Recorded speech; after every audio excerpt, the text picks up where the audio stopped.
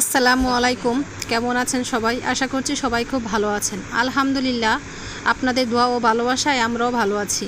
তো সকালবেলা নাস্তা খাবো, তো এইখানে নাস্তা নিয়ে বসছি। যে আটা দিয়ে যে চাপটি বানাইছিলাম ওইটাই কিন্তু নাস্তাটা খাবো, আর আগে যে তরকারিটা ছিল ওইটাই দিয়েই নাস্তাটা খেয়ে নিব। তো আমি কিন্তু আগেই বলছিলাম যে আমাকে কেউ যদি বানাই দেয় তাহলে আমি খেতে একটু ভালো লাগে খেতে, আর নিজে বানায় না খাইতে ইচ্ছা করে না। তো ওর বাবা কিন্তু বানাই দিতেছিল নিচে থেকে, তারপরে আমি উপর থেকে খাইতেছিলাম। তো নাস্তাটা খাওয়ার পর পাকঘরে চলে যাব। এখানে আমি ভর্তাটা বানাইছি, শুটকি ভর্তা। এইটা কিন্তু আমি পাতা দিয়ে বড়া বানাবো। অনেক দিন ধরে ইচ্ছা করতেছে কেউ শুটকি ভর্তা বড়া খাওয়ার জন্য। এখানে একদম লাল মরিচ দিয়ে কিন্তু আমি ভর্তাটা বানিয়ে রাখছি। তো শুধু পাতা দিয়ে তারপরে ইয়ে করবো। এখানে ডাল বসাই দিছি। তো এইখানে আমি যে বড়াটা বানাবো এটার জন্য কিন্তু আমি জালি পাতা লাগবে। তো জালি পাতা পাড়ার জন্য এখানে আমি চলে আসছি। জালি গাছ ছিল একদম টাটকা, আমি ফার্স্ট আমি তুললাম বড়া বানানোর জন্য। তো এই বড়াটা শুধু কিন্তু জালি পাতা, লাউ পাতা এগুলো দিয়েই কিন্তু ভালো লাগে খেতে। তো এইখানে আমি প্রত্যেকটা পাতা পেরে তারপরে ধুয়ে পরিষ্কার করে নিব। আর এই বড়াটা খেতে কিন্তু একদম অসাধারণ লাগে, কি বলবো, যারা খান তারা বোঝেন যে কতটুকু মজা হয়।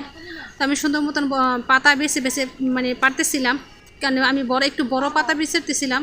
কারণ ছোটো যে করা পাতাটা আছে ওই পাতাটা একদম কড়াইতে দিলে লাগিয়ে যায়, আর বাকি যে পাতাটা আছে, পাতার যে বড়াগুলো আছে সবগুলো কিন্তু একসাথে দিয়ে দিচ্ছি। দিয়ে তারপর আমি ডেকে দেবো, আস্তে আস্তে হতে থাকবে আর কি।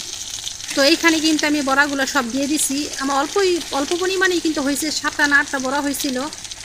তো এই যে আমি একদম চুলাতে দিয়ে দিলাম বড়াগুলা, আর এগুলো আস্তে আস্তে আমি একদম তাপে ভেজে নিব। তো মুরগি আনছি একটা, আমি তো মুরগিটা আমি কেটে নিব, এই ফাঁকে কাইটে তারপর রান্নাটা বসাই দেবো। এইখানে একটা মুরগি আনছিলাম, তো মুরগিটা আমি কাইটে তারপরে দিয়ে পরিষ্কার করে নিব। মুরগিটা ছিল কিন্তু আমাদের খামারেরই। তো এইখানে নিয়ে আসছিল রনক।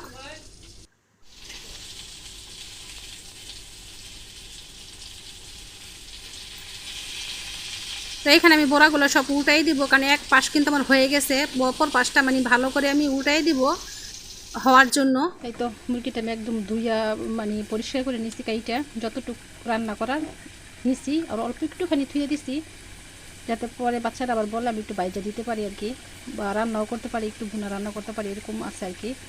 তো একদম দেখেন পরিষ্কার করে নিছি।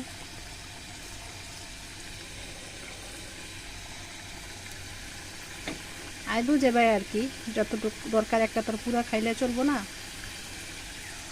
এইখানে আমি তো মশলাটা কষাই নিতেছি।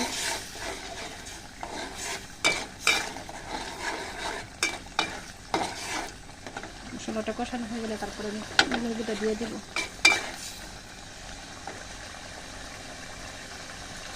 তোমার রান্নাটা করা শেষ। আজকে দুপুরের খাবার হচ্ছে শুটকি মাছের বড়া, মাংস আর ডাল।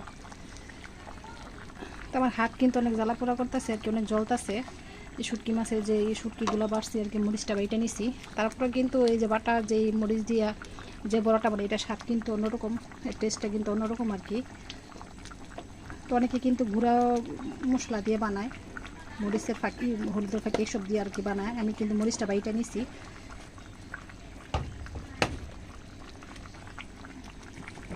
তো আমার রান্নাটা শেষ হয়ে গেছে, জিরার ফাঁকিটা দিয়ে দিলাম।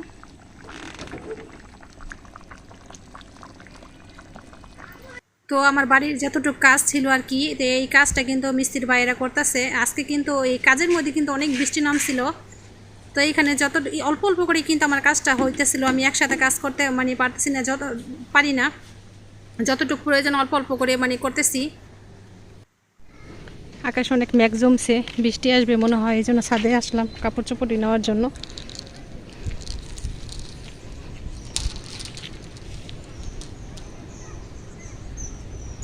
প্রচুর পরিমাণে মেঘ আছে, বৃষ্টি নামলে হয়তো আর থামবে না মনে হইতেছে, তো এই জন্য কাপড় নিয়ে নিই।